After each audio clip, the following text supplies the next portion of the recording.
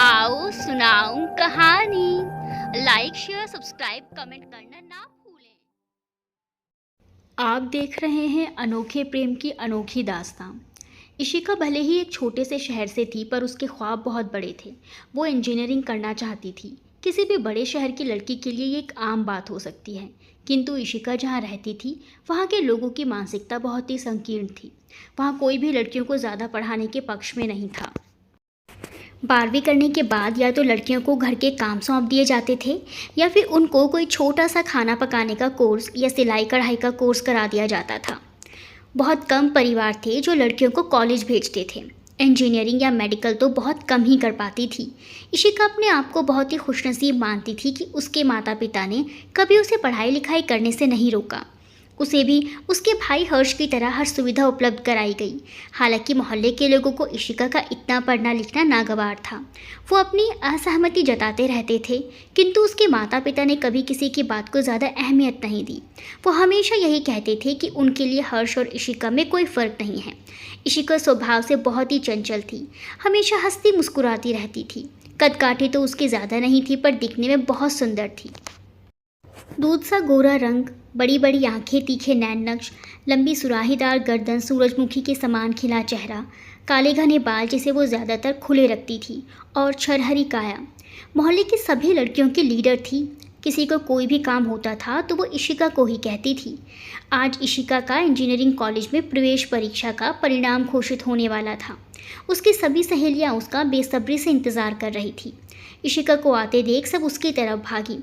कैसा रहा परिणाम? हमें पता है तू पास हो गई होगी, सबने एक स्वर में बोला। इशिका पहले तो कुछ नहीं बोली, फिर हंसते हुए कहा, मैं पास हो गई। ये सुनते ही सबने इशिका को गले लगा लिया। फिर इशिका सबको पास के स्टॉल पर ले गई और सबने जमकर समोसा पार्टी करी। इशिका के पास होने की खुशी में उसकी माँ ने मोहल्ले में सबके यहाँ मिठाई बांटी। सबने सामने से तो बधाई दी, किंतु पीठ पीछे कुछ लोगों ने काफ़ी निंदा करी। अरे, लड़कियों को कोई इतना पढ़ाना लिखाना चाहिए क्या? मेघा की माँ बोली। और क्या, ज़्यादा था तो कॉलेज भेजकर 3 साल की कोई डिग्री करा देते, लक्ष्य की माँ ने कहा। शेखर की माँ ने तो हद ही पार कर दी जब उन्होंने अपनी संकीर्ण सोच सबके सामने रखी। इतने बड़े कॉलेज में लड़कों के साथ पढ़ेगी तो बिगड़ जाएगी। भगवान ना करे कुछ ऊंच नीच हो गई तो कहाँ मुँह छुपाएगी। सबने उसकी बात पर सहमति जताई। ये सब इशिका को अपनी सहेली सुमन के जरिए पता चला तो वो बहुत दुखी हुई। तब उसके माता पिता ने उसे समझाया कि उसे लोगों की बातों पर ध्यान नहीं देना चाहिए, उसे केवल अपनी पढ़ाई पर ध्यान देना चाहिए। उसने ठान लिया कि अब से वो लोगों की बातों को दिल पर नहीं लेगी और अपना सारा ध्यान एक सफल इंजीनियर बनने में लगाएगी। उसका कॉलेज घर से 1 घंटे की दूरी पर था, इसीलिए उसके माता पिता ने उसे स्कूटी लेकर दी, जिससे वह आसानी से बिना बसों में धक्के खाते कॉलेज पहुंच सके। इस पर भी मोहल्ले के लोगों को ऐतराज़ था, पर इशिका ने मन बना लिया था कि वो सिर्फ अपनी पढ़ाई पर ध्यान केंद्रित करेगी और कोई क्या बोलता है इससे अपने आप को दूर रखेगी। 2 महीने गुजर चुके थे। इशिका पूरे मन से अपनी पढ़ाई में लगी हुई थी। कक्षा में सभी विषयों के अध्यापक इशिका को बहुत पसंद करते थे, क्योंकि वो बहुत मेहनती और आज्ञाकारी थी। इशिका भी नए माहौल में ढल चुकी थी। बस उसे एक बात बहुत खटकती थी कि 60 छात्रों की कक्षा में केवल 5 ही लड़कियां थीं। इशिका के कॉलेज के साथ ही मेडिकल कॉलेज था और उसके साथ एक बहुत बड़ा मैनेजमेंट स्टडीज़ का कॉलेज था। वो पूरा कैंपस कॉलेज जोन के नाम से जाना जाता था। इशिका अपनी कक्षा की सहेलियों के साथ खाली समय में कैंपस में घूमने भी चली जाती थी। उस दिन इशिका बहुत जल्दी में थी। पहला लेक्चर उसके देर से निकलने की वजह से आज छूट जाएगा। जल्दी पहुंचने के चक्कर में उसने उल्टी दिशा में स्कूटी मोड़ ली और तेज़ रफ्तार से आगे बढ़ने लगी। तभी अचानक सामने एक बाइक आ गई और इशिका की स्कूटी उस बाइक से टकराकर पलट गई। इशिका सड़क पर गिर पड़ी। उसकी आंखों से आंसू बहने लगे। आपको चोट तो नहीं लगी? अविनाश ने उसकी तरफ आते हुए कहा। तुमने तो कोई कसर नहीं छोड़ी थी मुझे ऊपर पहुंचाने में। पापा ने बाइक क्या दे दी? तुम तो अपने आप को जॉन इब्राहिम समझने लगे। देखकर नहीं चला सकते थे? इशिका अपने घावों को देखते हुए बोलती ही चली जा रही थी। अरे वाह, उल्टा चोर कोतवाल को डांटे। नो एंट्री में स्कूटी लेकर तुम आ रही थी और तुम मुझ पर इल्ज़ाम लगा रही हो, अविनाश बिगड़ते हुए बोला। इशिका को जल्दी अपनी गलती का एहसास हो गया। वो चुपचाप अपने हाथों पर लगी चोट को देखने लगी। तभी अविनाश ने अपनी बाइक से एक डब्बा निकाला और उसके पास आकर बोला, दिखाओ, मैं दवाई लगा देता हूँ। इशिका ने गुस्से से उत्तर दिया, रहने दो, मैं मेडिकल रूम में जाकर पट्टी करवा लूँगी। बिल्कुल सही कहा, और जब वो गिरने का कारण पूछेंगे तो कृपया सच बताना, अविनाश ने पलट जवाब देते हुए कहा। अच्छा लाओ, मैं खुद लगा लूँगी, इशिका चिढ़कर बोली। मेरे ख्याल से ये काम मैं बेहतर कर सकता हूँ, मेडिकल स्टूडेंट हूँ। अविनाश ने उससे दवाई का डब्बा छीनते हुए कहा। अविनाश ने डब्बे में से दवाई निकालकर इशिका की चोट पर लगानी शुरू कर दी। इशिका दर्द से कराह रही थी। किसने कहा था नो एंट्री में घुसने के लिए? अब ले लो मज़े, अविनाश ने हंसते हुए कहा। इशिका चुपचाप दवाई लगवाती रही। उसने एक नज़र उठाकर अविनाश पर डाली। ऊंचा लंबा कद, गठीला बदन, माथे पर गिरते बाल, आंखें छोटी थी पर उनमें बहुत गहराई थी। नैन नक्श इतने तीखे नहीं थे पर चेहरे पर चमक बहुत थी। ये लो, कर दी तुम्हारी पट्टी, अब दर्द तो नहीं है? अविनाश ने मुस्कुराते हुए पूछा। थैंक्स, इशिका ने धीमे स्वर में कहा। वैसे ऐसा कौन सा खजाना लुट रहा था जो तुम नो एंट्री में भागे चली आ रही थी? अविनाश ने उसकी स्कूटी को उठाकर साफ करते हुए कहा। आज सुबोध सर का बहुत खास लेक्चर था, देर ना हो जाए इसीलिए जल्दी पहुंचने के चक्कर में यहाँ घुस गई, इशिका बोली और दोनों खिलखिलाकर हंस पड़े। इंजीनियरिंग कॉलेज में हो? अविनाश बोला। हाँ, फर्स्ट ईयर। और तुम? Medical second year. एक बार फिर से शुक्रिया। नाम तो शायद पूछा ही नहीं हमने एक दूसरे का, इशिका ने थोड़ा मुस्कुराते हुए कहा। मेरा नाम अविनाश ठाकुर है। और तुम्हारा? इशिका तायल। दोनों ने एक दूसरे से हाथ मिलाए। मैं चलती हूँ, वैसे ही बहुत देर हो गई है, इशिका ने घड़ी देखते हुए कहा। दोनों अपने अपने गंतव्य की ओर बढ़ गए, पर यह उनकी आखिरी मुलाकात नहीं थी। कुछ दिन बाद दोनों फिर रेड लाइट पर मिले। अविनाश ने इशिका को देखते ही हाथ हिलाया और पूछा, तुम यहीं कहीं रहती हो क्या? हाँ, मंडी के पास BA1 ब्लॉक में। अरे, मैं B2 ब्लॉक में, अविनाश ने आश्चर्य से कहा। फिर दोनों अपनी बाइक और स्कूटी पर साथ कैंपस रोड तक पहुँचे। हम दोनों एक दूसरे के इतने पास रहते हैं पर कभी देखा नहीं, इशिका ने हैरान होकर कहा। कल से एक साथ चले? अविनाश ने हंसते हुए कहा। ना बाबा, हाथ जुड़वा लो, किसी ने देख लिया तो बात ही बनाएंगे। तुम तो जानते ही हो हमारे यहाँ के लोगों की मानसिकता कितनी संकीर्ण है, बात का बतंगड़ बन जाएगा, इशिका ने हाथ जोड़ते हुए कहा। अविनाश बहुत तेज़ हंसा, फिर बोला, मजाक कर रहा था, मैं जानता हूँ कि हमारे यहाँ क्या माहौल है, मेरे माता पिता भी इसी मानसिकता के शिकार हैं। चलो मैं चलती हूँ, कहकर इशिका चली गई। उस दिन के बाद दोनों रोज़ रेड लाइट पर मिलते, एक दूसरे को देख मुस्कुराते और कैंपस तक साथ जाते। एक दिन कैंपस गेट पर पहुंचकर अविनाश ने इशिका को बोला, आज थोड़ी देर के लिए फूड जंक्शन पर मिलोगी, बहुत ज़रूरी काम है। क्या काम है, अभी बता दो, इशिका ने उत्सुकता से पूछा। अभी बहुत ज़रूरी लेक्चर है, दोपहर लंच टाइम में मिलते हैं, अविनाश ने कहा और आगे बढ़ गया। दोपहर को इशिका अपनी सहेली के साथ फूड जंक्शन पर पहुंची। अविनाश वहाँ अपने दोस्त के साथ पहले से इंतज़ार कर रहा था। हाँ बोलो, जल्दी वापस भी जाना है, इशिका ने कुर्सी पर बैठते हुए कहा। घोड़े पर सवार रहती हो हमेशा, सांस लेती हो या उसको भी बोलती हो कि जल्दी आ वरना मैं जा रही हूँ, अविनाश ने हंसते हुए कहा। इशिका ने गुस्से से अविनाश को देखा, फिर बोली, ये मेरी सहेली ज्योति है, ये राहुल है, अविनाश ने अपने दोस्त की तरफ देखते हुए कहा। उन्होंने कुछ खाने के लिए ऑर्डर दिया, फिर अविनाश बोला, इशिका मुझे तुम्हारी मदद चाहिए, मेरे चाचा की बेटी शिवानी 12th में है, कुछ समय बाद फाइनल पेपर्स हैं, उसने साइंस लिया है पर गणित और फिजिक्स में थोड़ी कमज़ोर है। इशिका तुम कुछ समय उसको दे सकती हो क्या? अगर वो अच्छे अंकों से उत्तीर्ण हो जाती है तो ही चाचा चाची उसको आगे पढ़ने देंगे, वरना उसकी शादी कर देंगे। इशिका कुछ देर तक चुपचाप सोचती रही, फिर यकायक जैसे एक बिजली सी कौंधी उसके जहन में। ठीक है अविनाश, पर मेरे पास रात 8 से 9 बजे का ही समय खाली होता है, क्या वो उस समय आ सकती है? अविनाश पहले तो कुछ सोचने लगा, फिर बोला, ठीक है, चाचा चाची को मैं मना लूँगा, उसको तुम्हारे घर लाने और ले जाने की जिम्मेदारी मेरी, इस बात पर तो उनको कोई एतराज़ नहीं होगा। थैंक्स इशिका, अविनाश मुझे अच्छा लगा ये जानकर कि तुम्हारी सोच हमारे मोहल्ले के लोगों की तरह नहीं है। तुम अपनी बहन शिवानी को आगे पढ़ने के लिए प्रोत्साहित कर रहे हो, तुम्हारा ये एक कदम उसकी आने वाली पूरी ज़िंदगी बदल देगा, उसे आत्मनिर्भर बनने में मदद मिलेगी, इसलिए थैंक्स तो मुझे कहना चाहिए, इशिका ने गंभीर स्वर में कहा। आज रात ठीक 8 बजे मैं शिवानी को लेकर तुम्हारे घर पहुंच जाऊंगा, अविनाश ने मुस्कुराते हुए कहा। ठीक है, मैं तुम्हारा इंतज़ार करूंगी, इशिका मुस्कुराते हुए बोली। अविनाश ठीक 8 बजे शिवानी को इशिका के घर लेकर आया। इशिका ने दोनों को अपने माता पिता से मिलवाया। माँ, ये अविनाश है, मेडिकल कॉलेज में पढ़ता है। तू कैसे जानती है अविनाश को? माँ ने हैरानी से पूछा। अविनाश तो मानो पुतला बनकर खड़ा हो गया, उसकी तो जैसे ज़ुबान पर ही ताला लग गया। वो सोचने लगा, हे भगवान, अब इसका क्या जवाब दें, ये आंटी लोगों को कितना पूछने की लगी रहती है, अब क्या करें? अविनाश ये सब सोच ही रहा था कि इशिका ने तपाक से जवाब दिया। माँ, मेरी कक्षा में एक लड़का है, अविनाश उसका दोस्त है, उसने मेरे बारे में इसे बताया। तो जब उसने मुझसे शिवानी को पढ़ाने के लिए कहा तो मैंने सोचा कि पढ़ा देती हूँ। अविनाश ने चैन की सांस ली और इशिका की हाँ में हाँ मिलाई। रोज़ अविनाश शिवानी को इशिका के घर छोड़ता और लेने आता। आते जाते वो इशिका की खिड़की की तरफ ज़रूर देखता। अगर इशिका दिख जाती तो हाथ हिलाकर हंस देता। एक दिन इशिका ने गुस्से से उसे बाइक कैंपस गेट पर रोकने को कहा।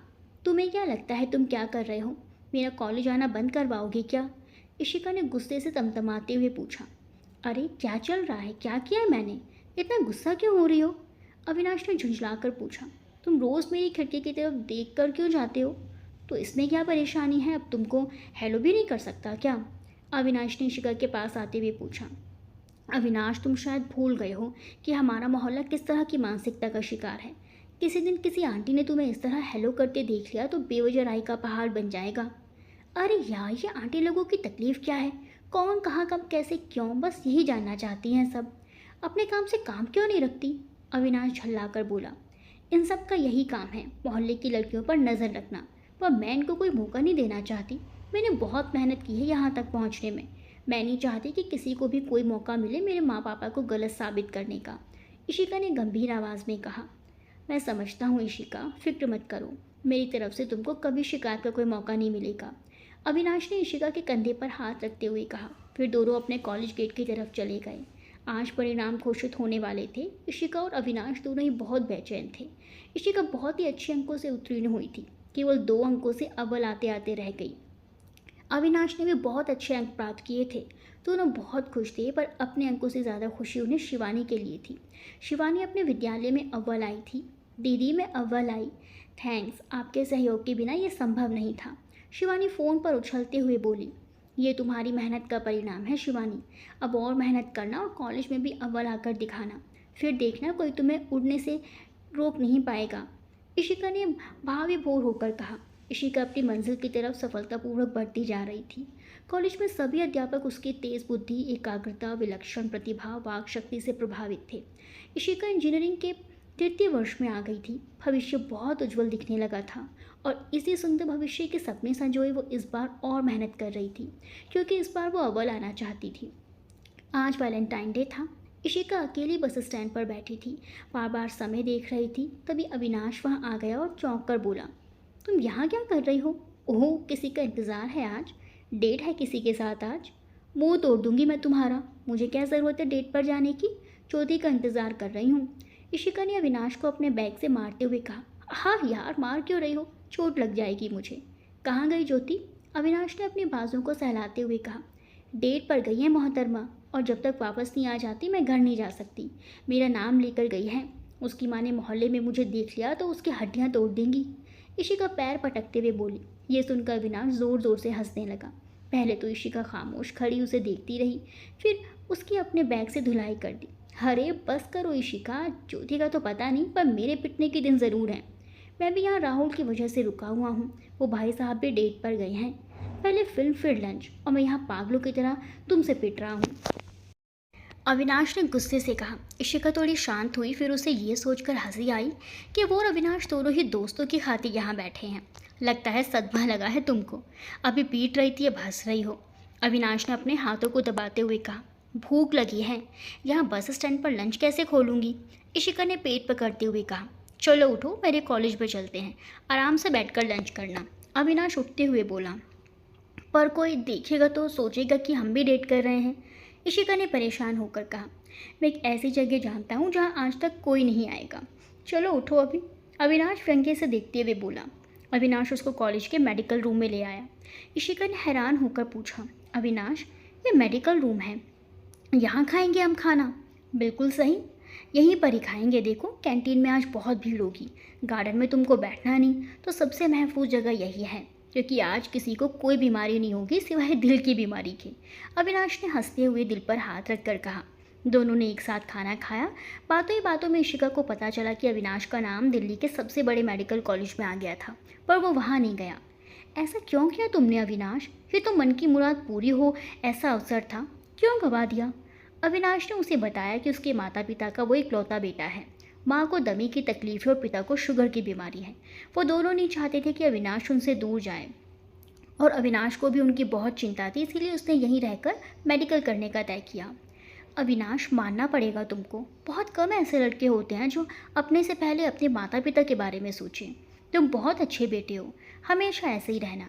इशिका अविनाश की तारीफ करते हुए बोली। दोनों ने एक दूसरे से बहुत सारी बातें करी, एक दूसरे की पसंद के बारे में, भविष्य के बारे में, दोस्तों के बारे में। इतने सालों में ये पहली बार था जब दोनों ने एक दूसरे को करीब से जाना। अविनाश ने तो जैसे अपनी ज़िंदगी का हर पन्ना खोल कर रख दिया था। इशिका ने भी शायद ही कभी किसी से अपने मन की गहराइयों में छुपी ख्वाहिशों को इस कदर जाहिर किया था जैसे आज अविनाश के सामने किया। तभी ज्योति का फ़ोन आ गया। वो बस स्टैंड पर इंतज़ार कर रही थी। जब दोनों वहाँ पहुँचे तो हैरान रह गए। ज्योति और राहुल एक साथ खड़े थे। अविनाश ने आश्चर्य से पूछा, तुम दोनों एक साथ कैसे? क्या चल रहा है भाई? हम दोनों तुमसे और नहीं छुपा सकते, हम दोनों एक दूसरे को डेट कर रहे हैं, राहुल ने कहा। कुछ पल के लिए वहाँ सन्नाटा छा गया। इशिका अविनाश स्तब्ध खड़े थे। ये कब हुआ, कैसे हुआ, उन्हें कुछ पता ही नहीं था। राहुल ने उन्हें सब बताया। इशिका ज्योति की तरफ मुड़कर बोली, बहन खुश हूँ तेरे लिए, लेकिन देख, राहुल के परिवार को मैं नहीं जानती पर तेरे परिवार को जानती हूँ। उन्हें पता चला तो तू सोच ले क्या हाल होगा तेरा। हो सकता है तेरी पढ़ाई बीच में छुड़ा दी जाए। बिल्कुल सही कहा इशिका ने। देख भाई, माना कि प्यार पर जोर नहीं होता, पर समझदारी से काम लो। तेरा परिवार भी तुझे बख्शेगा नहीं राहुल, इसीलिए पहले अपनी पढ़ाई पूरी कर लो, कुछ बन जाओ, फिर बात करना अपने परिवार वालों से, अविनाश ने उन्हें सलाह देते हुए कहा। पर भाई, हम पसंद करते हैं एक दूसरे को, उसका क्या? राहुल मुंह बनाते हुए बोला। हाँ तो करो पसंद, किसने मना किया है? पर ऐसे मत घूमो एक साथ, कॉलेज में ही मिलो बस। बाहर किसी ने देख लिया तो घर वालों प्यार का सारा भूत उतार देंगे और तुम दोनों के साथ साथ हम दोनों भी फंसेंगे, क्योंकि नाम तो हमारा लेकर जाते हो ना तुम दोनों, इशिका तपाक से बोली। अविनाश ने भी उसकी बात को सही कहा। राहुल और ज्योति ने उनकी बात को समझा। उन्होंने वादा किया कि वो ऐसा कोई कदम नहीं उठाएंगे जिससे वो दोनों भी परेशानी में पड़ जाएं। रात भर इशिका करवट बदलती रही, सोचती रही कि आज उसे एक अलग ही अविनाश देखने को मिला। कितनी बातें करी उसने आज, ऐसा लगा मानो अपनी पूरी ज़िंदगी उसके सामने खोल कर रख दी उसने। कितना सीधा, सरल और सभ्य इंसान है। ना ज़िंदगी से ज़्यादा उम्मीदें रखता है और ना ही लोगों से। अपने माता पिता का कितना ख्याल रखता है। काश वो भी अविनाश की तरह बिंदास होकर जीवन को जीने का आनंद ले पाए। उधर अविनाश भी इशिका के बारे में सोचता रहा कि कितने सपने हैं इस लड़की के, काश इसके सारे सपने पूरे हो जाएं। उसे इशिका का ज़िंदगी के प्रति गंभीर नज़रिया, जीवन में कुछ कर गुजरने की ललक, अपने माता पिता का सर गर्व से ऊंचा करने का सपना बेहद पसंद आया। सबसे बेहतरीन था मोहल्ले की आंटियों के मुंह पर एक सफल इंजीनियर बनकर ताला लगाने का सपना। वो मन ही मन हंस पड़ा। कल मेडिकल कॉलेज में म्यूज़िक शो था जिसमें बतौर गेस्ट गायक अरिजीत सिंह आने वाला था। इशिका की सभी सहेलियां उसके पीछे पड़ गई कि वो किसी भी तरह गेट के पास का बंदोबस्त करा दें। अरिजीत सिंह तो इशिका का भी पसंदीदा गायक था। ये मौका तो वो भी खोना नहीं चाहती थी। उसने अविनाश से आग्रह किया कि किसी तरह वो 5 गेट पास का बंदोबस्त करा दे। अविनाश ने उसे आश्वासन दिया कि वो बंदोबस्त कर देगा। अगले दिन इशिका अपनी सहेलियों के साथ मेडिकल कॉलेज पहुंच गई। अविनाश बाहर ही उनका इंतज़ार कर रहा था। अंदर बहुत भीड़ थी, पैर रखने तक की जगह नहीं थी। तभी अविनाश बोला, मुझे पता था कि ऐसा ही कुछ होगा, इसीलिए मेरे दोस्तों ने कुछ अलग इंतज़ाम कर रखा है, आओ मेरे साथ। इशिका और उसकी सहेलियां अविनाश के पीछे चल पड़ी। वो उन्हें दूसरी मंजिल की गैलरी में ले गया। वहाँ उसकी कक्षा के सहपाठी उसका इंतज़ार कर रहे थे। 4-5 लड़के और 3 लड़कियाँ थीं। अविनाश ने सामने की ओर इशारा करते हुए कहा, देखो यहाँ से स्टेज एकदम साफ दिखाई दे रहा है। सभी ने मुड़कर देखा। ओपन ऑडिटोरियम होने के कारण उस जगह से सब साफ दिखाई और सुनाई दे रहा था। सबने अविनाश की तारीफ की। अविनाश ने उन्हें अपने सभी दोस्तों से मिलवाया। कार्यक्रम शुरू हो गया। अरिजीत सिंह के आते ही सारा ऑडिटोरियम तालियों की गड़गड़ाहट से गूंज उठा। अरिजीत सिंह ने एक बेहतरीन गाने गाए। सब उसके गानों पर झूम रहे थे और नाच रहे थे। राहुल और ज्योति तो रुक ही नहीं रहे थे, हाथों में हाथ डाले नाचते ही जा रहे थे। इशिका की बाकी सहेलियां भी अविनाश के दोस्तों के साथ डांस कर रही थी। तभी अविनाश की एक दोस्त उसके पास आई और बोली, अभी आओ डांस तो करो। अविनाश थोड़ा हिचकिचाते हुए बोला, पायल मुझे डांस नहीं आता, तुम लोग करो ना डांस, मैं यहीं ठीक हूँ। ऐसे नहीं चलेगा, सबको नाचना पड़ेगा, मेरे पास एक तरकीब है। पायल ने अपने बैग से कागज़ निकाले और सबके नाम की पर्ची बनाकर बोली, चलो अब सब बारी बारी एक पर्ची उठाएंगे और उस पर जिसका नाम आएगा उसके साथ नाचना पड़ेगा और कोई नहीं बोलेगा वरना सबका मूड खराब हो जाएगा। सब लोगों ने पर्ची उठानी शुरू कर दी। सबसे पहले अविनाश की सहेली माधवी और अविनाश की दोस्त सोनम का नाम आया। अरिजीत सिंह के अगले गाने जालिमा पर उन दोनों ने बेहतरीन डांस किया। अरिजीत सिंह ने एक से एक खूबसूरत गाने गाए और सभी ने अपनी बारी आने पर हर गाने पर बढ़िया डांस किया। पर्ची का टोकरा इशिका की तरफ बढ़ाया गया। इशिका ने जैसे ही पर्ची निकाली, ज्योति ने छीन ली और खोलकर नाम पुकारा, अविनाश इशिका। इशिका ने उससे पर्ची छीनकर फिर से देखा, सच कह रही थी। उसने अविनाश की तरफ देखा, वो उठा और बोला, अरे यार छोड़ो, अब वैसे भी मुझे डांस नहीं आता। ओ भाई ये गलत है यार, मूड ख़राब मत कर, राहुल खींचते हुए बोला। अविनाश ने उसे ऐसे देखा जैसे अभी खा जाएगा। वो इशिका के पास गया और इशारे से उसे डांस के लिए आग्रह किया। इशिका ने उसके आग्रह को स्वीकार किया। सब अरिजीत सिंह के अगले गाने का इंतज़ार करने लगे। अरिजीत सिंह का अगला गाना था शायद। ये इशिका और अविनाश का मनपसंद गाना था। अविनाश ने डांस के लिए हाथ आगे बढ़ाया। इशिका ने अपना हाथ उसके हाथों में दे दिया। पहले तो दोनों थोड़ा हिचकिचा रहे थे, पर जैसे जैसे गाना आगे बढ़ा उन दोनों के पैर अपने आप थिरकने लगे और दोनों एक दूसरे में ऐसे खोए कि उन्हें पता ही नहीं चला कि कब वो इस बार करीब होकर डांस करने लगे। गाना खत्म होते ही सभी दोस्तों ने ज़ोरदार तालियां बजाई। सब उनके डांस की तारीफ करते नहीं थक रहे थे। क्या बात है अभी, तुम तो कमाल हो, काश तुम्हारे साथ इतने करीब डांस करने का मौका मुझे मिला होता। पायल ने अविनाश के करीब आते हुए कहा। ये देख सब हंस पड़े। करीब 2 घंटे बाद अरिजीत सिंह का प्रोग्राम खत्म हुआ। फिर सबने फूड जंक्शन से खाना मंगवाया और जमकर पार्टी करी। रात भर इशिका और अविनाश करवट बदलते रहे। आज एक अजीब सा संबंध दिखा दोनों में। अविनाश की आंखों के आगे बार बार इशिका का चेहरा आ रहा था। इतने करीब थी आज वो उसके। वापस आते समय वो इशिका से बात करना चाहता था, पर हिम्मत ही नहीं हुई। एक अजीब सी उलझन थी आज दोनों के बीच। इशिका भी सारी रात बेचैन थी। अविनाश की इतनी नज़दीकी से उसने दिल को बेचैन कर दिया था। उसे अविनाश पसंद था क्योंकि वो एक अच्छा इंसान है और अच्छा दोस्त भी। पर क्या कुछ और भी है दोनों के बीच? नहीं, कुछ नहीं है, इशिका ने अपने आप से कहा। इंजीनियरिंग का आखिरी साल है और वो अपना ध्यान भटकने नहीं देना चाहती थी। अविनाश ने भी आज एक फ़ैसला किया। वो इस दोस्ती को ज़्यादा बढ़ावा नहीं देगा क्योंकि ये रिश्ता कभी अपने अंजाम तक नहीं पहुंच सकता। वो इशिका को बहुत पसंद करता था, पर इससे आगे वो इस रिश्ते को नहीं बढ़ाना चाहता था। कुछ दिनों से अविनाश इशिका को अनदेखा कर रहा था। वो कॉलेज के लिए थोड़ा देर से निकलता था ताकि इशिका से रेड लाइट पर मुलाकात ना हो। उसने अपनी बाइक खड़ी करने की जगह भी बदल दी, जिससे शाम को घर जाते समय भी इशिका से मुलाकात ना हो। इशिका ये सब महसूस कर रही थी।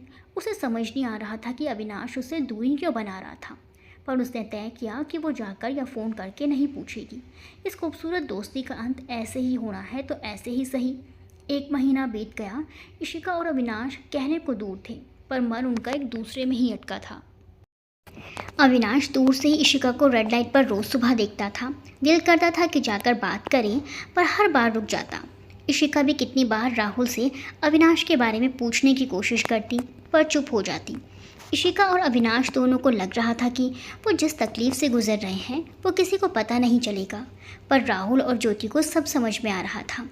एक दिन ज्योति इशिका को ज़बरदस्ती फूड जंक्शन पर ले गई। वहाँ राहुल अविनाश के साथ पहले से ही मौजूद था। ये क्या चल रहा है तुम दोनों के बीच? तुमको क्या लगा हम अंधे हैं, हमें कुछ दिखाई नहीं दे रहा? राहुल ने दोनों को आमने सामने बैठाकर पूछा।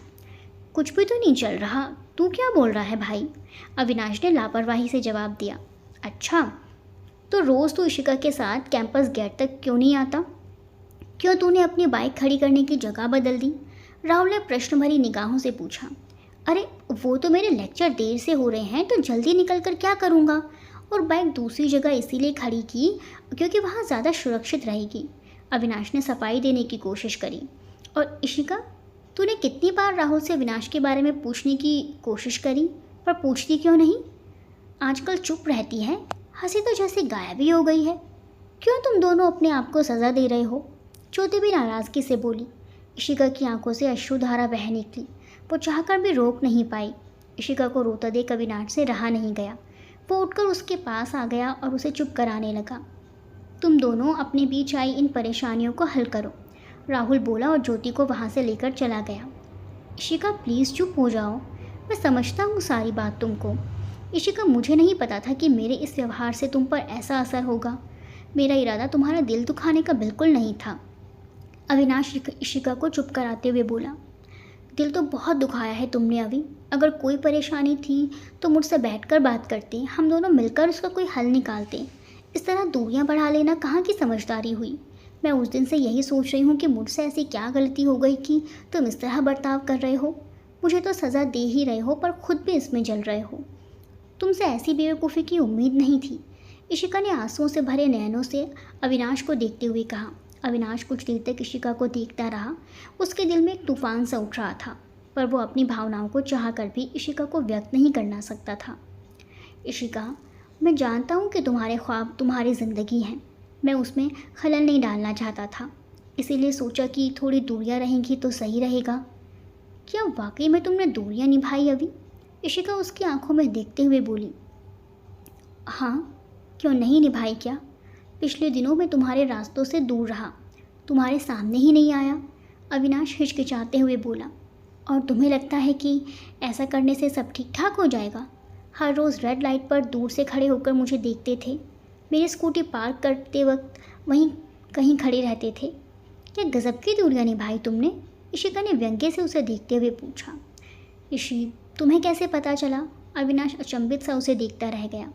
अभी जब दो लोगों की नज़रें एक दूसरे को ही ढूंढ रही हों तो कुछ भी छुप नहीं सकता। इशिका की आवाज़ में जुदाई का दर्द साफ झलक रहा था। इशी, मैं अविनाश के चेहरे पर भी इशिका से जुदा रहने का गम साफ दिखाई दे रहा था। इशिका ने अविनाश को इशारा करते हुए चुप रहने को कहा और बोली, अब मैं बोलूँगी और तुम सुनोगे, पर बोलने से पहले इतना बता दूँ कि इससे हमारी दोस्ती पर कोई असर नहीं पड़ना चाहिए। क्या बोल रही हो? कुछ समझ में नहीं आ रहा। तुमको तो वैसे भी कुछ समझ नहीं आता। जो बोलना है वो तो बोल नहीं पा रहे, समझोगे क्या खाक? वो चिढ़कर बोली। अब मेरी बात सुनो अभी, मैं जानती हूँ कि यह हमारा आखिरी साल है और हमें सिर्फ पढ़ाई पर ध्यान देना चाहिए। यकीन मानो, मैंने अपने आप को बहुत रोकने की कोशिश करी पर नाकाम रही। मुझे नहीं पता कि मेरे ये कहने के बाद तुम कैसे रिएक्ट करोगे, पर मेरे लिए ये कहना बहुत ज़रूरी है, क्योंकि जब तक नहीं कहूँगी मेरा मन कहीं और नहीं लगेगा। इशिका बोलती जा रही थी। अभी, पिछले 4 साल से हम दोनों दोस्त हैं। सच बोलूँ तो जितना यकीन मैं तुम पर करती हूँ उतना शायद ही अपनी किसी सहेली पर किया होगा। तुम्हारे साथ होती हूँ तो खुश रहती हूँ, आज़ाद महसूस करती हूँ। तुम एक बहुत अच्छे दोस्त हो और एक अच्छे रिश्ते की नींव अच्छी दोस्ती से शुरू होती है। तुम समझ रहे हो ना मैं क्या कहना चाहती हूँ? इशिका ने प्रश्न भरी निगाहों से देखते हुए कहा। अविनाश सब समझ रहा था पर अनजान बनने की कोशिश कर रहा था। तुम कहना क्या चाहती हो इशिक? कुछ समझ नहीं आ रहा। सारी समझ का ठेका तो मैंने ले रखा है। इतनी सी बात तुम्हें समझ ही नहीं आ रही कि मैं तुम्हें पसंद करने लगी हूँ? शायद, इशिका हिचकिचाते हुए बोली। शायद या पक्का? मतलब तुम खुद ही नहीं समझ पा रही? अविनाश ने नाटकीय ढंग से बोला। अभी, कसम से दिल कर रहा है तुम्हें यहीं। इशिका ज्वालामुखी की तरह फट पड़ी कि तभी अविनाश बोला, मैं भी तुम्हें बहुत पसंद करता हूँ इशिका। सच में? तुम्हें बहुत ही हिम्मत है तभी तुम ये बोल पाई। मैं शायद कभी बोल नहीं पाता। अविनाश ने इशिका के करीब आते हुए कहा। कुछ देर तक दोनों के बीच खामोशी छा गई। दोनों के होंठों पर एक हल्की सी मुस्कान बिखर गई। सारी बेचैनी और चिंता खत्म हो गई। फिर अविनाश ने खामोशी तोड़ते हुए कहा, इशिका, मेरे लिए तुम बहुत ख़ास हो। तुम वो पहले शख्स हो जिसके सामने मैंने अपने मन की उन बातों का जिक्र किया जिसे मेरे अलावा कोई नहीं जानता। इसीलिए मैं तुम्हें किसी धोखे में नहीं रखना चाहता। ये सुन इशिका अचरज भरी निगाहों से उसे देखने लगी। उसे समझ नहीं आ रहा था कि अविनाश किस धोखे की बात कर रहा है। इशिका, मेरे लिए किसी भी रिश्ते में बंधना मतलब पूरी तरह से उसमें प्रतिबद्धता रखना, लेकिन इस वक्त मैं तुमसे कोई वादा नहीं कर सकता। तुम जानती हो मेरे लिए मेरे माता पिता की कितनी अहमियत है, और तुम ये भी जानती हो कि हमारे इस रिश्ते को लेकर हम दोनों के घर वालों की क्या प्रतिक्रिया होने वाली है। मुझे इस बात का पूरा अंदेशा है विनाश, तभी मैं इतने समय तक चुप रही। पर इशिका, मैं अगर एक रिश्ते में हूँ तो पूरी तरह उसे निभाने में यकीन रखता हूँ, पर अभी मैं तुमसे कोई वादा नहीं कर सकता। मैं अपने माता पिता को दुख पहुँचा के अपने रिश्ते को आगे नहीं बढ़ा सकता, जैसा राहुल और ज्योति ने सोचा है। उनके परिवार वाले अगर नहीं माने तो वो भागकर शादी कर लेंगे। मैं ये कदम बिल्कुल नहीं उठा सकता। इशिका ने भी उसकी बात का समर्थन करते हुए कहा, मैं भी ये कदम नहीं उठा सकती। मेरे लिए भी मेरे माता पिता की इज्जत सबसे ज़्यादा अहमियत रखती है, पर तुम्हारे प्रति मेरी जो भावनाएं हैं उनका मैं क्या करूं? इशिका, ये हमारी पढ़ाई का आखिरी साल है, हमें बहुत मेहनत करनी है। इस वक्त अगर हम अपने माता पिता से बात करेंगे तो हमारी पढ़ाई प्रभावित नहीं होगी। ऐसा करते हैं जैसे चल रहा है चलने देते हैं, इस नए एहसास को भी अपने दिल में ही रखते हैं। कॉलेज के बाद एक अच्छी जॉब मिलती है, अपने माता पिता से अपने दिल की बात कह देंगे।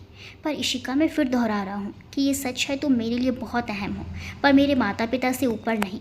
अविनाश ने इशिका का हाथ अपने हाथ में लेते हुए कहा। उन दोनों का ये फैसला उनके प्यार को कितना मुकम्मल बनाएगा ये तो वक्त के हाथों में था। वो दोनों तो बस प्यार के इस नए एहसास में खो जाना चाहते थे। अगले दिन दोनों फिर से रेड लाइट पर मिले, पर आज एक अलग एहसास था। अविनाश को देखते ही इशिका की दिल की धड़कन तेज़ हो गई। कैंपस गेट पर अपनी स्कूटी खड़े करते हुए बोली, वही सुबह है, वही मैं और वही तुम, बस सब कुछ अलग सा प्रतीत हो रहा है, एकदम नया और ताजगी से भरा। देखा, मेरी शख्सियत ही कुछ ऐसी है, अविनाश ने चुटकी लेते हुए कहा और फिर दोनों खिलखिलाकर हंस पड़े। अभी ईशी अपनी पढ़ाई की तरफ पूरा ध्यान दे रहे थे। सुबह और शाम में कुछ पल जो उनको मिलते थे उन्हीं को वो भरपूर जीने की कोशिश करते थे, पर कभी कभी किस्मत उन पर मेहरबान हो जाती थी। राहुल ज्योति जब भी डेट का प्लान बनाते थे तब तब अविनाश और ऋषिका को साथ वक्त गुजारने का मौका मिल ही जाता था। ऐसे वक्त को वो ज़्यादातर कॉलेज के बगीचे में बैठकर ही बिताते थे। घंटों दोनों अपनी आने वाली ज़िंदगी, अपनी नौकरी के बारे में बातें करते हुए निकालते थे। भले दोनों बहुत मर्यादित आचरण में रहते थे, पर एक दूसरे के संग बिताए वो पल उन दोनों के दिलों की भावनाओं को मजबूत करते जा रहे थे। वक्त गुजरा और परीक्षा परिणाम घोषित हुआ। इशिका और अविनाश दोनों ही अपने अपने कॉलेज में प्रथम आए और दोनों को ही बेहतरीन जगह पर इंटर्नशिप करने का मौका मिला। कुछ महीने बीतते इशिका के माता पिता ने उसकी शादी का फैसला किया। अब इशिका और अविनाश के पास कोई दूसरा रास्ता नहीं बचा था। अब हमें बात करनी ही पड़ेगी, अब और नहीं रुक सकती। इशिका के माथे पर परेशानी की लकीरें साफ उभर रही थी। दोनों के माँ बाप राहुल और ज्योति के द्वारा उठाए गए कदम से वैसे ही बौखलाए हुए थे। अविनाश जानता था कि ये सही समय नहीं है, पर अब कोई और रास्ता नज़र नहीं आ रहा था। दोनों ने तय किया कि वो उसी दिन अपने परिवार वालों से बात करेंगे। इशिका ने बहुत ही समझदारी से अपने माता पिता को अविनाश के बारे में बताया। उनके बीच क्या तय हुआ था ये भी बताया। पापा, मैं आपकी मर्ज़ी के खिलाफ कोई फैसला नहीं करूँगी। अब हमारा रिश्ता आगे बढ़ता है या यहीं ख़त्म होता है, या आप दोनों के फैसले पर निर्भर करता है। इशिका की आवाज़ में दृढ़ संकल्प स्पष्ट दिखाई दे रहा था। उसके माता पिता को इस बात की खुशी थी कि इशिका ज्योति की तरह कोई कदम नहीं उठाएगी, और अविनाश के बारे में इशिका से सुनकर उन्हें एक बात का एहसास तो हो गया था कि अविनाश एक सुलझा हुआ लड़का है। ईशु बेटा, लड़का अच्छा है, इसमें कोई शक नहीं। तुझे हमने हमेशा छूट दी कि तू अपने जीवन के फैसले खुद ले। इस फैसले में भी हम तेरे साथ हैं, पर मुझे नहीं लगता कि उस लड़के के माता पिता मानेंगे। उसके उत्तर का इंतज़ार कर, फिर बात करते हैं। इशिका के पापा ने प्यार से उसके सर पर हाथ फेरते हुए कहा। इशिका ने अपने माता पिता के गले लगा लिया। सचमुच वो बहुत खुशकिस्मत है। उधर अविनाश के घर पर तो जैसे महाभारत छिड़ गई। पर पापा, आप एक बार इशिका से मिल तो लीजिए, वो बहुत अच्छी लड़की है, एक अच्छी कंपनी में नौकरी करती है, घर के भी सब काम आते हैं उसको, और क्या चाहिए। अविनाश इशिका की तारीफ़ करते हुए बोला। देख बेटा, पहली बात तो हमारी बिरादरी की नहीं है, और दूसरी बात ठाकुर ख़ानदान की बहुएं नौकरी नहीं करती। अविनाश के पिता ने कड़क जवाब दिया।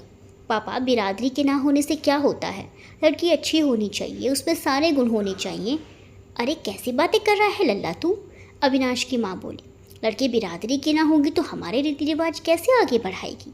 हमारी अपनी परंपरा है, अपने तौर तरीके हैं, ये सब कहाँ से आएंगे उसमें। माँ, अविनाश उनके पास जाकर उनकी गोद में सर रख कर बोला। सब करेगी माँ, वो सब सीख लेगी, आपको शिकायत का एक भी मौका नहीं देगी। क्यों जिद कर रहा है छोरे, एक बार कह दिया ना कि नहीं हो सकता ये रिश्ता, अब आगे इस पर कोई बहस ना होगी। अविनाश के पिता ने तेज़ आवाज़ में कहा, वहाँ से चले गए। माँ, आप तो समझो, मैं उसे बहुत पसंद करता हूँ, वो एक अच्छी बहू बनकर दिखाएगी। माँ, समझाओ ना पापा को, अविनाश ने भीगी पलकों से अपनी माँ को समझाने का प्रयास किया। लल्ला, अगर हम जात पात को छोड़ भी दें, फिर भी नौकरी पेशा लुकाई ना आ सके घर में, उसको कहे कि नौकरी छोड़ सके तो तेरे पापा को समझाऊंगी। पर माँ, इंजीनियर बनना उसका सपना था, मैं उससे उसका सपना कैसे छीन सकता हूँ। और अगर वो नौकरी छोड़ दे तो क्या आप अपना फैसला बदल देंगे, अपना लेंगे उसे। अविनाश कुछ सोचते हुए बोला। नहीं, कभी नहीं, अविनाश के पिता ने चिल्ला कर कहा। अगर वो लड़की इस घर में आई तो मेरी लाश पर से आएगी। ये क्या कह रहे हो जी आप, मरे आपके दुश्मन। अविनाश तो समझ क्यों नहीं रहा, ना बन सकती वो इस घर की बहू, ये बात गांठ बांध ले तू। अविनाश की माँ ने उसके सामने हाथ जोड़ते हुए बोला। अविनाश लड़खड़ाकर वहीं कुर्सी पर बैठ गया। उसे ऐसा लगा जैसे उसकी दुनिया ही उजड़ गई। उसकी आंखें आंसुओं से भर गई और सब कुछ धुंधला सा हो गया, ठीक उसके भविष्य की तरह। इशिका तेज़ कदमों से कॉलेज के पार्क में पहुंची। उसे अविनाश को अपने माता पिता का फैसला बताने की बहुत बेताबी थी। अविनाश पहले से ही वहां मौजूद था। अभी माँ पापा ने हमारे रिश्ते को स्वीकार कर लिया। ओह अभी मैं इतनी खुश हूँ। हाँ अभी, क्या हुआ, तुम्हारी आंखों में इतनी सूजन क्यों है, कुछ बोलो, क्या हुआ है। इशिका रुआंसी हो उठी। इशी, मेरे माता पिता नहीं माने और ये कहकर उसने घर में जो कुछ भी हुआ वो सब बता दिया। ऋषि भाग जाते हैं, वरना ये लोग मुझे तुम्हें कभी एक नहीं होने देंगे।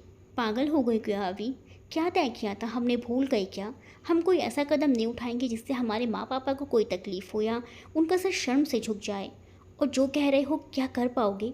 इशिका ने अविनाश को याद दिलाते हुए कहा। याद है, सब याद है। नहीं कर पाऊंगा क्योंकि मेरे सिवाय उनका कोई नहीं है, पर तुम्हारे बिना ज़िंदगी के कोई मायने नहीं रह जाएंगे। अविनाश ने अपने आप को संभालते हुए कहा। वक्त सब जख्म भर देगा और ये कोई अंत नहीं है। हम हमेशा दोस्त थे और रहेंगे। दोनों कुछ देर वहाँ बैठे रहे। खामोशी की चादर ने जैसे दोनों को ढक लिया था। फिर इशिका उठी और अविनाश को अलविदा कहते हुए बोली, अवि, तुम मेरी ज़िंदगी के सबसे खास दोस्त रहोगे और हमेशा मेरी दुआओं में रहोगे।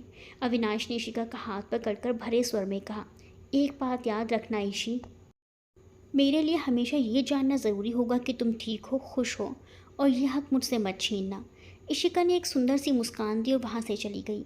अविनाश उसे आंखों से ओझल होने तक देखता रहा और इशिका चाहते हुए भी पीछे मुड़कर नहीं देख पाई, पर अपनी आंखों से लगातार बह रहे आंसू को रोक नहीं पाई। इशिका, मैं माधव बोल रहा हूँ, अविनाश का दोस्त। क्या तुम मेरे घर आ सकती हो? अविनाश ने बहुत पी रखी और वो सिर्फ तुमको ही याद कर रहा है। इशिका के पैरों तले ज़मीन खिसक गई। उसे अपने कानों पर विश्वास नहीं हुआ। उसने झट से स्कूटी की चाबी उठाई और माधव के दिए पते पर पहुंच गई। अविनाश की हालत सच में ख़राब थी। माधव और उसका एक दोस्त इशिका को अविनाश के पास छोड़ वहाँ से चले गए। अविनाश, ये क्या हालत बना रखी है? क्या हो गया है तुम्हें? मुझे नहीं मालूम था कि तुम इतने कमज़ोर हो। मुझे लगा कि तुम एक बहुत सुलझे हुए इंसान हो, पर तुम तो प्यार में हारे हुए देवदास की तरह लग रहे हो। हमारा रिश्ता इतना कमज़ोर तो था नहीं अविनाश। इशिका गुस्से से बोली। नहीं इशिका, हमारा प्यार तो हमारी ताकत है, वो ताकत जो मुझे हर परिस्थिति में लड़ने की प्रेरणा देती है।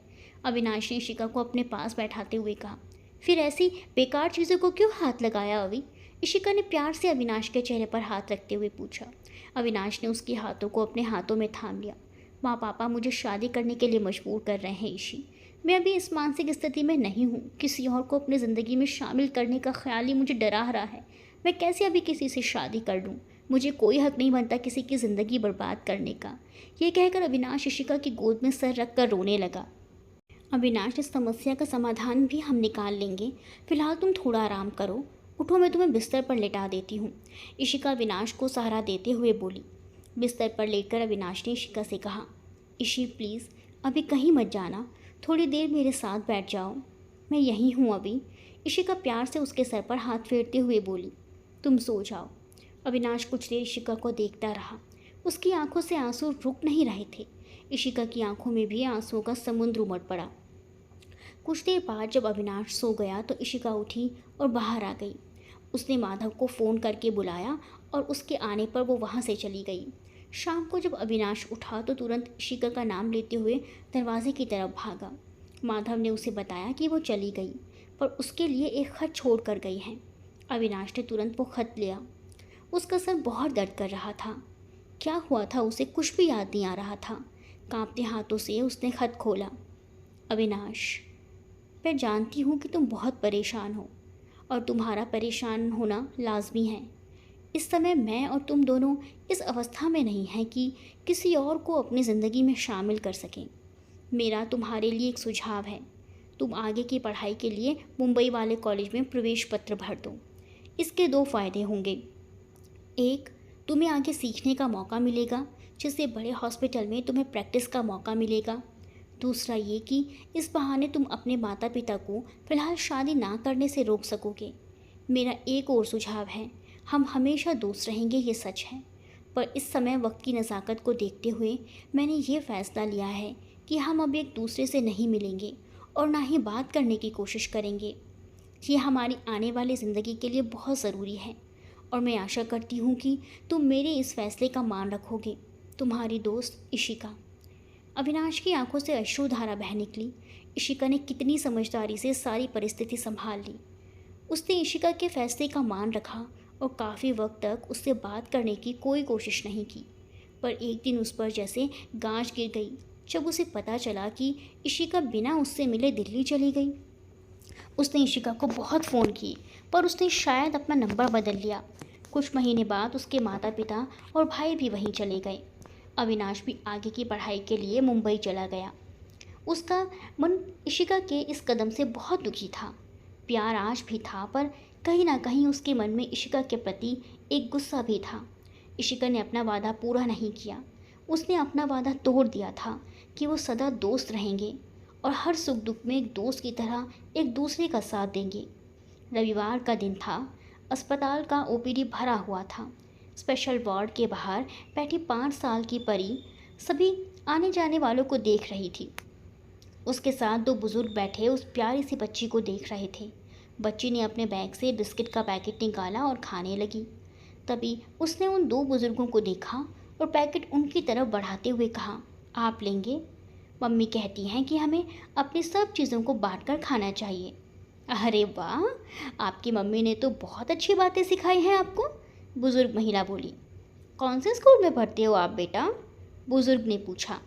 पहली बात, मैं बेटा नहीं बेटी हूँ, मूंछों वाले अंकल। दूसरी बात, मैं होली चाइल्ड में पढ़ती हूँ। और तीसरी बात तो आपने पूछी ही नहीं, परी ने मासूमियत से कहा। दोनों बुजुर्ग हंसने लगे कि तभी नर्स बाहर आकर बोली, चलिए अंकल जी, आपका ब्लड टेस्ट लेना है। बुजुर्ग के चेहरे का रंग उड़ गया। वो परेशान से हो गए। आप डर रहे हो ना मूंछों वाले अंकल? परी ने उत्सुकता से उछलते हुए कहा। अरे बेटा, माफ़ करो बिटिया, मैं डरता नहीं, बस थोड़ा सा दर्द होता है ना, इसीलिए घबरा रहा हूँ। परी हंसते हुए बोली, दर्द नहीं होता, ये देखो मैं तो कितनी बार खून दे चुकी हूँ। आप घबराओ ना, मैं आपके साथ चलती हूँ। वो दोनों बुजुर्ग उसका हाथ देख सहम गए। बुजुर्ग महिला ने उसका हाथ पकड़ा और प्यार से सहलाने लगी। परी उनके साथ अंदर चली गई और उन बुजुर्ग को अपनी प्यारी बातों में उलझाए रखा। और कब नर्स ने उनका खून लिया पता ही नहीं चला। अरे वाह, आप तो जादूगर हो। मेरी मम्मी मेरे साथ ये खेल खेलती हैं जब भी मेरा ब्लड टेस्ट होता है, और फिर मैं रोती भी नहीं। परी उछलती हुई बोली, अपना नाम तो बता दो बिटिया रानी, बुजुर्ग महिला ने पूछा। परी, उसने मुस्कुराते हुए कहा। तभी उसे उसकी माँ की आवाज़ आई और वो वहाँ से चली गई। परी, कहाँ गई थी तुम? मैं कब से ढूंढ रही थी तुम्हें। चलो, डॉक्टर आ गए हैं, इशिका ने प्यार से उसे गले लगाते हुए कहा। कहीं नहीं मम्मी, मैं एक मूंछों वाले अंकल की हेल्प कर रही थी, परी उसकी गोद में चढ़ती हुई बोली। परी के सारे शरीर पर ईसीजी मशीन की तारें लगी थी। 3-4 नर्स और एक डॉक्टर उसका निरीक्षण कर रहे थे। इशिका बाहर से बार बार अंदर झांक कर देख रही थी। उसकी आंखों में आंसू थे। अपने जिगर के टुकड़े को इस हालत में देख नहीं पा रही थी।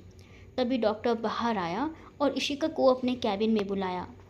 क्या लगता है आपको डॉक्टर, क्या परी ठीक हो जाएगी? इशिका रुआंसी सी हो गई। देखिए इशिका जी, केस थोड़ा नाजुक है। उसके दिल में जो सुराग है वो ऑपरेशन से ठीक हो सकता है, पर थोड़ा रिस्क है। क्या आप ये रिस्क उठाने को तैयार हैं? डॉक्टर ने इशिका को जानकारी देते हुए कहा। डॉक्टर, रिस्क तो लेना ही पड़ेगा। ये सुराग धीरे धीरे उसकी ज़िंदगी को मुश्किल में डाल देगा। आप सर्जरी के लिए अच्छे से अच्छे सर्जन को बुलाइए। बिल्कुल इशिका जी, आप बेफिक्र रहिए। डॉक्टर ठाकुर हमारे सबसे काबिल सर्जन हैं, वो परी का केस देखेंगे। आप तब तक फॉर्म भरिए, वो बस आते ही होंगे। परी बिस्तर पर लेटी खिड़की के बाहर देख रही थी। कुछ बच्चे अस्पताल के पार्क में खेल रहे थे। तभी पीछे से उसको एक आवाज़ आई, आप भी खेलना चाहती उन बच्चों के साथ? हाँ, पर मम्मी मना करती हैं, कहती हैं कि मैं थक जाऊंगी। फिर उसने उस आदमी को ऊपर से नीचे तक देखा और बड़ी मासूमियत से बोली, आप डॉक्टर हैं? आप करेंगे मेरा इलाज? मैं आपको अपने सारे चॉकलेट और बिस्किट दे दूंगी, बस मुझे भी उन बच्चों की तरह खेलना है। तभी नर्स अंदर आई और बोली, डॉक्टर अविनाश, यह है परी की माँ, ये आपको सारे पेपर्स दिखा देंगी। अविनाश जैसे ही पीछे मुड़ा तो सामने इशिका को खड़ा पाया। दोनों एक दूसरे के आमने सामने थे। दोनों के दिल तेज रफ्तार से धड़कने लगे। कभी सोचा नहीं था उन्होंने कि दोनों के फिर से मुलाकात होगी, वो भी इन हालातों में। पुराने दिनों की स्मृतियाँ मानो दोनों के जहन में फिर से ताज़ा हो गई। दोनों ने अपने आप को संभाला और इशिका ने बात की शुरुआत की। अविनाश, तुम? अविनाश वैसे तो इशिका को अपने समक्ष खड़ा देखकर प्रफुल्लित था। जिसे वो आज तक नहीं भूल पाया, वो आज उसके सामने खड़ी है। पर कहीं ना कहीं इशिका के प्रति एक गुस्सा भी था। इस तरह बिन बताए उसकी ज़िंदगी से चले जाने का फैसला अविनाश को आज भी तड़पाता था।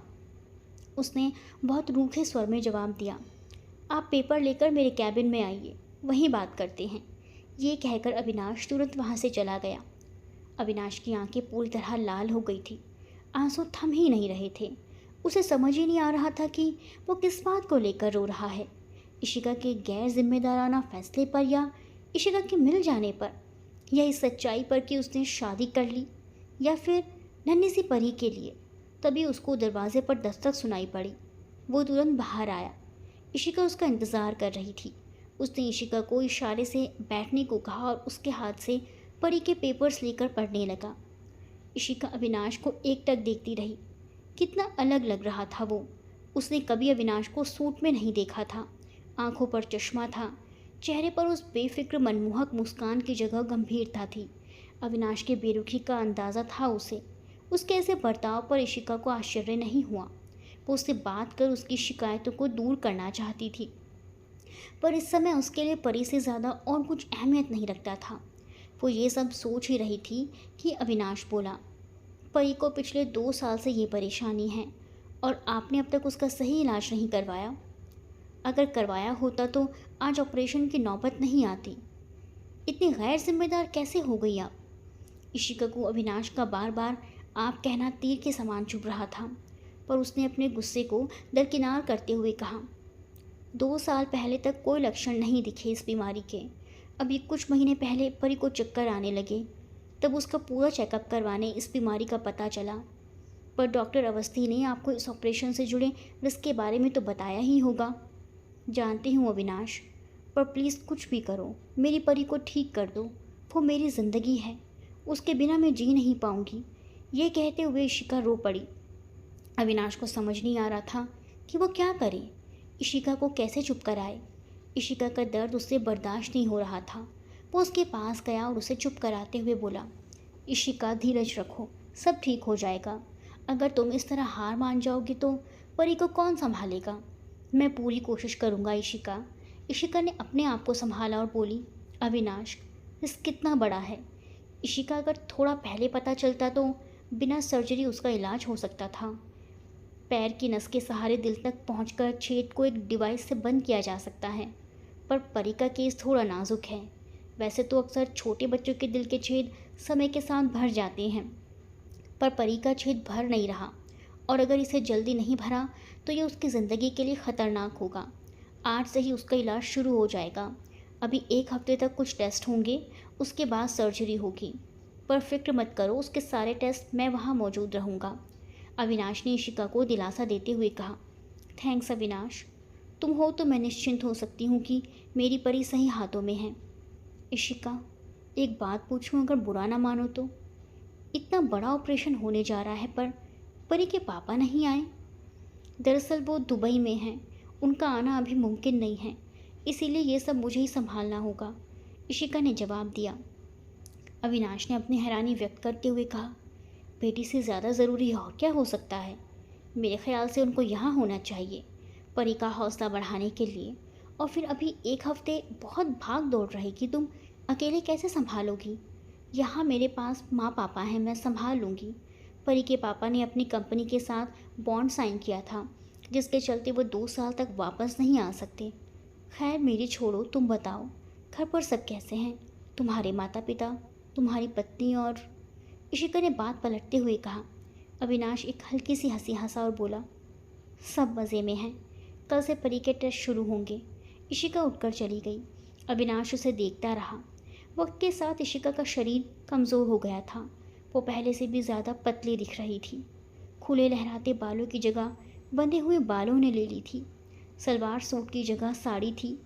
वैसे पहली बार उसने इशिका को साड़ी में देखा था, फब रही थी वो उसमें। अविनाश उठा और घर के लिए निकल पड़ा।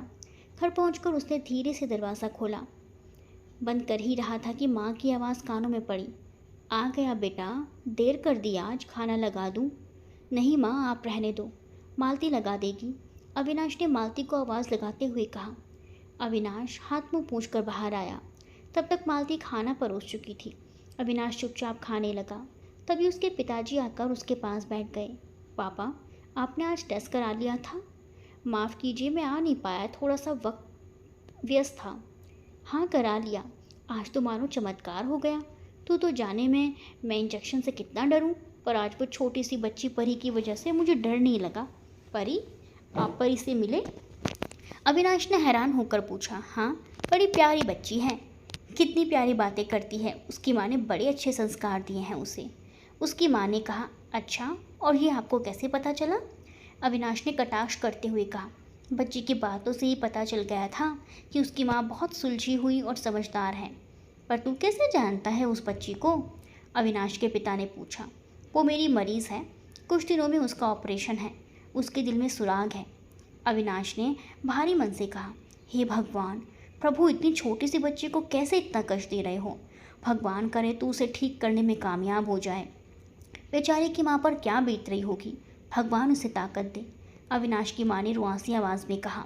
अविनाश हैरानी से अपनी माँ को देखता रहा और फिर उठकर अपने स्टडी रूम में चला गया।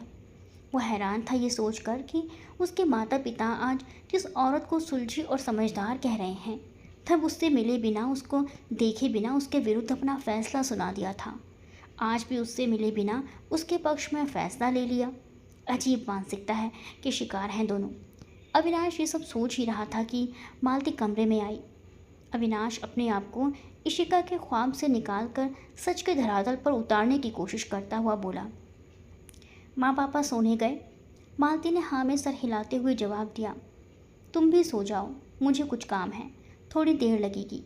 अविनाश ने मालती से नज़रें हटाते हुए कहा, आपसे एक बात करनी थी। मालती ने धीरे से कहा, ओह अच्छा, आओ बैठो, बोलो क्या बात है? अविनाश ने आराम से पूछा। मुझे कुछ दिनों के लिए माँ के पास जाना है, उनकी तबीयत ठीक नहीं है, पर माताजी मना कर रही हैं, कह रही हैं कि घर कौन संभालेगा। अरे, मैं कितनी बार कह चुका हूँ कि अपनी माँ को यहाँ के हॉस्पिटल में दिखा दो, पर तुम्हारी माँ मानती ही नहीं है। तुम ज़रूर जाओ और माँ पापा की चिंता मत करो, मैं इंतज़ाम कर दूँगा। और कोई बात हो तो बताओ। वो मुझे नहीं, कुछ नहीं। मालती उठकर जाने लगी। अविनाश ने उसे आवाज़ लगाकर रोकते हुए कहा, पैसे चाहिए ना तुम्हें? मालती, तुम्हें कितनी बार कहा है कि जब चाहे मुझसे निसंकोच पैसे मांग लिया करो। जो तुम्हारा है उसे लेने में संकोच कैसा? अविनाश ने लॉकर से 20,000 रुपये निकालकर मालती को दे दिए। इतने सारे रुपयों का मैं क्या करूँगी, थोड़े से ही चाहिए। तुम इतने दिनों बाद घर जा रही हो, सबके लिए कुछ लेकर नहीं जाओगी क्या? मैं थोड़ा व्यस्त हूँ, वरना तुमको खुद खरीदारी के लिए ले जाता। अविनाश मुस्कुराते हुए बोला। मालती भी मुस्कुरा दी और पैसे लेकर चली गई। अगले दिन से परी के टेस्ट शुरू हो गए। अविनाश हर समय उसके साथ था। वो ये देखकर बहुत खुश था कि परी भी इशिका की तरह बहुत साहसी है। हंस के वो हर टेस्ट के लिए मान जाती है और उसकी सारी जानकारी भी इकट्ठा करती है। डॉक्टर अंकल, मैं बड़ी होकर आपकी तरह डॉक्टर बनूंगी, परी टेस्ट करवाते हुए बोले। अच्छा, अपनी मम्मी की तरह इंजीनियर क्यों नहीं? अविनाश ने मुस्कुराते हुए पूछा। अरे अंकल, आदि डॉक्टर तो मैं बन ही गई हूँ, बस थोड़ी सी पढ़ाई और करनी है और फिर बन जाऊँगी मैं आपकी तरह डॉक्टर, परी अपने कॉलर ऊपर करते हुए बोली। बात तो आप बिल्कुल सही कह रहे हो। अच्छा, अगर मैं आज आपको पार्क ले जाऊँ तो मुझे आधी चॉकलेट मिलेगी? अविनाश ने परी को टेस्ट टेबल से उठाते हुए कहा। सच? परी ने अविनाश को गले लगा लिया। आप पूरी चॉकलेट ले लेना, अब तो आप मेरे दोस्त बन गए हो। अविनाश ने परी को गोद में उठा लिया। उसकी आंखें नम हो गई। वो परी को नीचे पार्क में ले गया। वो उसके और बाकी बच्चों के साथ खूब खेला। इतने में इशिका परी को ढूंढती हुई पार्क में पहुंची।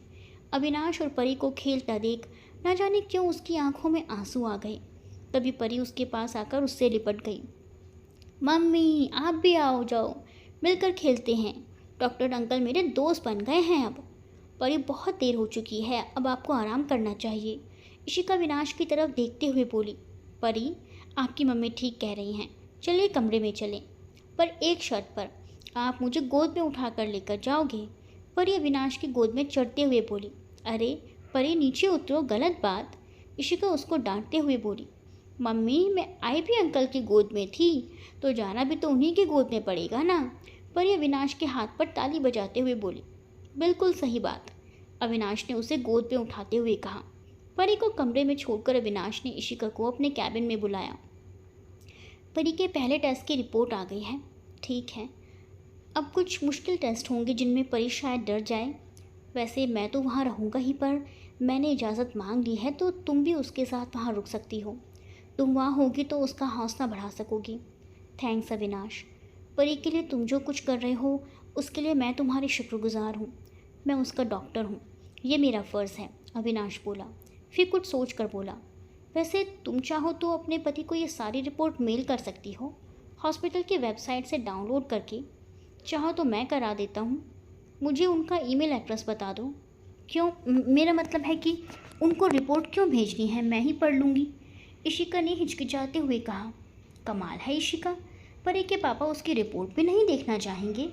इतनी भी क्या व्यस्तता है जो उनके पास ज़रा सा भी समय नहीं, अविनाश ने ताने भरे स्वर में कहा। तभी अविनाश का फ़ोन बजा। उसने इशिका के उत्तर की प्रतीक्षा करते हुए फ़ोन उठाया। हाँ मालती बोलो। अच्छा ठीक है, संभल कर जाना और इस बार अपनी माताजी को साथ लेकर आना, मैं चेकअप करवा दूंगा उनका, कहकर अविनाश ने फ़ोन रख दिया। तुम्हारी पत्नी का फ़ोन था? इशिका ने उत्सुकता से पूछा। अविनाश कुछ देर तक इशिका को देखता रहा, फिर मुस्कुराते हुए बात को बदलते हुए बोला, अच्छा आज रात को तुम मत रुकना, वैसे भी आईसीयू के अंदर किसी को जाने की इजाज़त नहीं है, बेकार बाहर बैठी रहोगी। आज रात मैं यही हूँ तो परी को मैं देख लूँगा, इतना भरोसा तो कर ही सकती हो मुझ पर, अविनाश ने शिखा की आंखों में देखते हुए कहा। कैसी बातें कर रहे हो अविनाश, तुम हो इसीलिए मैं बेफिक्र होकर ऑफिस भी चली जाती हूँ। वैसे और परी की इतनी देखभाल करने के लिए मैं तुम्हारा जितना शुक्र अदा करूँ कम है, इशिका ने कोमल स्वर में कहा। रात को अविनाश बच्चों के वार्ड का चक्कर लगाने निकला। उसने देखा परी अभी तक जाग रही है। वो उसके पास गया और फुसफुसाते हुए बोला, परी दी चैंपियन को नींद क्यों नहीं आ रही? परी अविनाश के गले लगते हुए बोली, मम्मी को बुला दो, उनके बिना नींद नहीं आती, वो मुझे परियों की कहानी सुनाती हैं। बस इतनी सी बात? कहानी तो हम भी सुना सकते हैं, पर पहले ये बताओ कि पापा आपको कौन सी कहानी सुनाते हैं? कोई नहीं, क्योंकि वो तो यहाँ है ही नहीं, परी अविनाश की गोद में सर रखते हुए बोली। अविनाश ने उसके सर पर थपकी देते हुए पूछा, पापा अभी नहीं है, पर जब होते हैं तो कौन सी कहानी सुनाते हैं? पापा तो मेरे पास कभी आते ही नहीं, तो हमेशा से बाहर ही रहते थे, मैंने तो उनको कभी देखा ही नहीं, परी ने भोलेपन से जवाब दिया। अविनाश एक पल के लिए चौंक गया। वो समझ नहीं पा रहा था कि परी ने अभी अभी क्या कह दिया।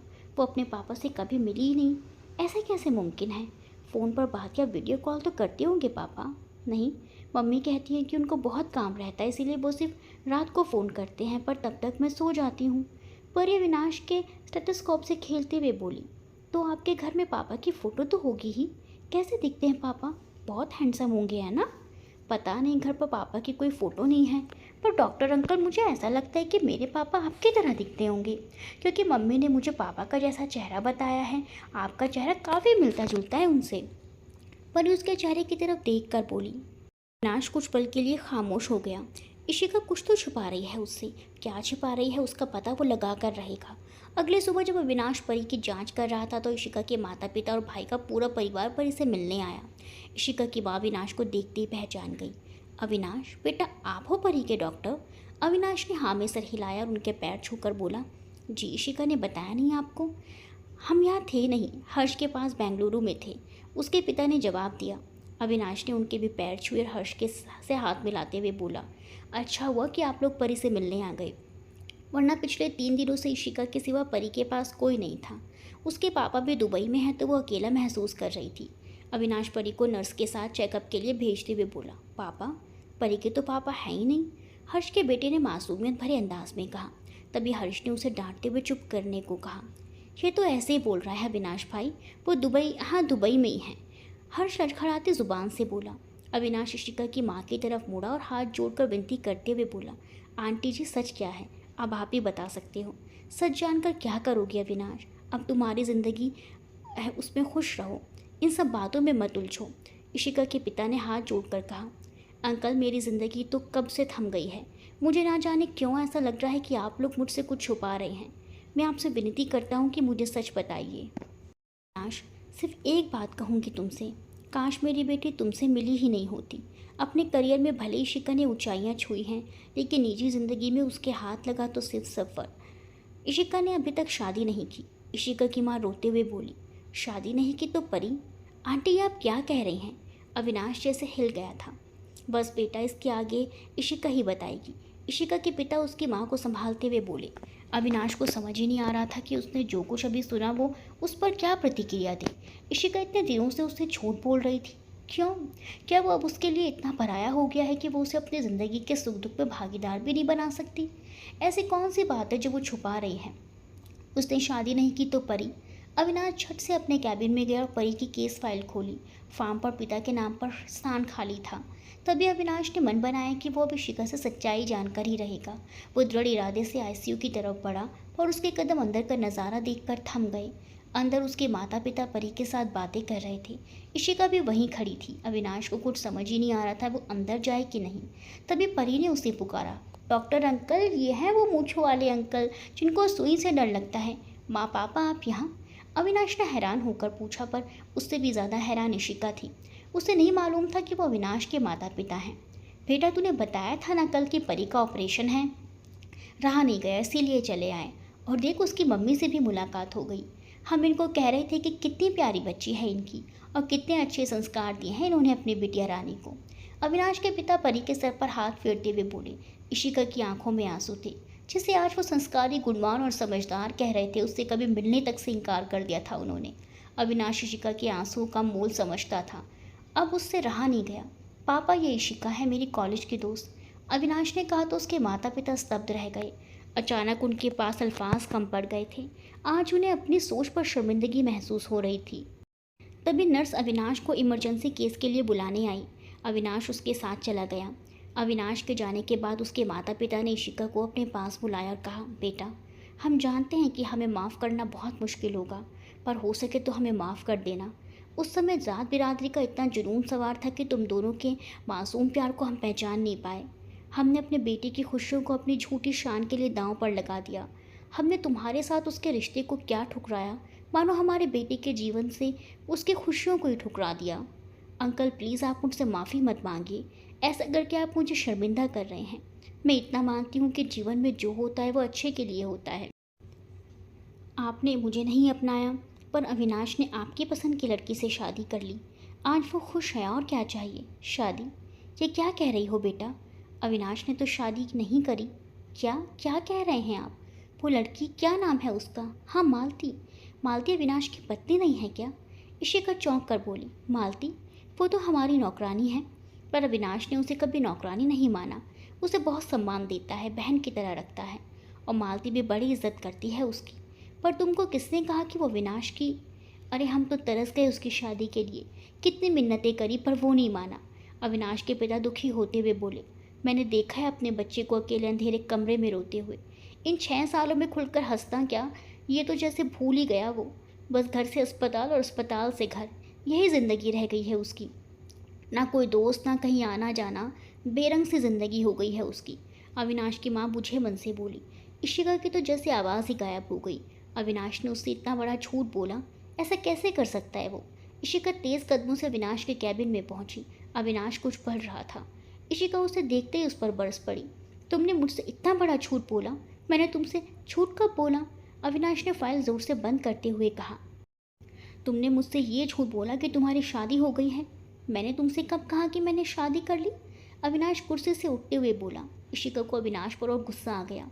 वो तुनक कर बोली, अच्छा जब पहले दिन मिले थे तब मैंने पूछने पर माता पिता और पत्नी ठीक है तो तुमने कहा था नहीं सब मज़े में है। तब क्यों नहीं बताया कि तुमने शादी नहीं की? हाँ तो क्या गलत कहा था? माँ पापा ठीक है, और रही बात पत्नी की, तो मेरे लिए अगर कोई मेरी पत्नी का दर्जा कभी ले सकती है तो वो सिर्फ तुम हो, और तुम तो ठीक ही हो ना? अविनाश ने इशिका की आंखों में देखते हुए कहा। कल जब मालती का फ़ोन आया तब भी तुमसे पूछा। उस समय तो सच बोल सकते थे ना? वाह, मेरे झूठ से इतना लाल पीला हो रही हो और तुमने मुझसे इतना बड़ा झूठ बोला, वो कुछ नहीं। अविनाश इशिका के करीब आकर बोला, झूठ? मैंने क्या झूठ बोला? इशिका अटकते हुए बोली। उसको समझ नहीं आया कि अविनाश को क्या पता चला था। 3 झूठ बोले तुमने मुझसे इशिका। पहला झूठ कि परी के पापा दुबई में हैं, दूसरा झूठ कि परी के पापा हैं, और तीसरा झूठ कि तुमने शादी कर ली है। इतने सारे झूठ? अविनाश ने इशिका का हाथ जोर से पकड़ते हुए बोला।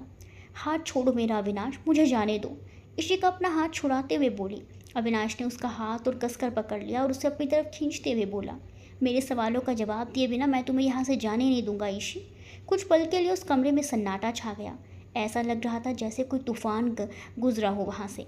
अभी तुमने मेरा हाथ बहुत ज़ोर से पकड़ रखा है, मुझे दर्द हो रहा है। इशिका रोते हुए बोली। ओह! अविनाश ने इशिका का हाथ छोड़ दिया। इशी सच क्या है? मेरे ख्याल से इतना हक तो मेरा है ना। अविनाश ने इशिका का झुका हुआ चेहरा अपने हाथों में उठाते हुए कहा। अविनाश, तुम्हें भी औरों की तरह लगता है कि मैं गलत हूँ? इशिका ने नम आंखों से उससे पूछा। नहीं ईशी, बिल्कुल नहीं। इसमें गलत सही कुछ नहीं है। मैं तुम्हारे लिए परेशान हूँ, परी के लिए परेशान हूँ। तब से सोच रहा हूँ कि ऐसा क्या हुआ होगा कि तुम उस मासूम से बच्चे से झूठ बोलना पड़ा। ऐसा क्या है जो तुम नहीं बताना चाहती? अविनाश इशिका के आंसुओं को पोंछते हुए बोला। अभी मतलब तुम औरों की तरह मेरे चरित्र पर उंगली नहीं उठाओगे, क्योंकि हमारे समाज में तो हमेशा औरत ही गलत होती है। अविनाश इशिका की व्यथा को भली भांति समझ रहा था। उसे इशिका की बातों से इतना तो अंदाज़ा हो गया था कि इन 6 सालों में उसने समाज के बहुत ताने सहे हैं। वो गुस्से से भर गया। बस ईशी, अब और नहीं। मुझे बताओ कि वो कौन है जिसकी वजह से तुम्हें समाज की जली कटी बातें सुननी पड़ी। मैं उसे कहीं से भी ढूंढ निकालूंगा। अविनाश गुस्से से भरा हुआ था। तभी एकाएक उसके कुछ सोचा और इशिका के चेहरे को अपने हाथों में थाम लिया। कहीं ऐसा तो नहीं कि अब वो इस दुनिया में, मेरा मतलब तुमसे शादी करने से पहले ही वो मर। अविनाश हिचकिचाते हुए बोला। इशिका ने उसे बीच में रोकते हुए उसके होंठों पर अपनी उंगली रख उसे चुप कराते हुए कहा, भगवान न करे कभी ऐसा हो। वो अविनाश की आंखों में देखते हुए बोली। अविनाश उसके हाथों को अपने होंठों से हटाते हुए दर्द भरी निगाहों से उसे देखता रहा। कौन है वो शख्स ईशी? मुझसे अब और बर्दाश्त नहीं हो रहा। तुम हो वो अभी, तुम परी के पिता हो। इशिका ने धीरे से अविनाश को अपने से दूर करते हुए कहा। मैं? अविनाश की आंखों के आगे अंधेरा छा गया। उसके सामने पिछले एक हफ्ते में परी के साथ बिताए पल एक एक कर घूमने लगे। ये कब हुआ? वो ये सोच ही रहा था कि फॉर्म पर लिखी परी की जन्म तारीख उसकी आंखों के सामने आ गई।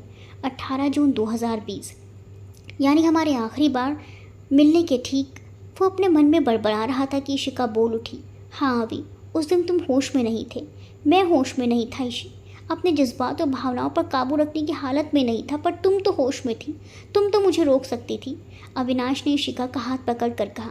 जज्बात और भावनाएं कैसे तुम्हारे ही अंदर थी अविनाश? मेरे दिल में कोई जज्बात नहीं थे क्या? बस चाह कर भी रोक नहीं पाई तुम्हें अभी। वो पल ही ऐसा था। इशिका अविनाश के कंधे पर सर रखकर रोते हुए बोली। अविनाश कुछ देर इशिका को सांत्वना देता रहा, फिर उसके चेहरे को अपने हाथों में थामते हुए बोला। इतना बड़ा सच छुपाया तुमने मुझसे।